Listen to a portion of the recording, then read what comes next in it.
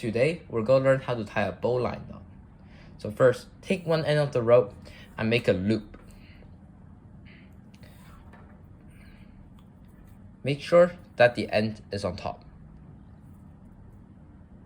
Now, feed the end of the rope through the original loop under and over, just like this.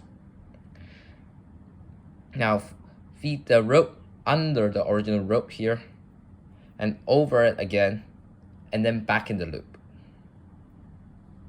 just like this. Now, hold the end of the rope, this rope, and the original rope, and pull.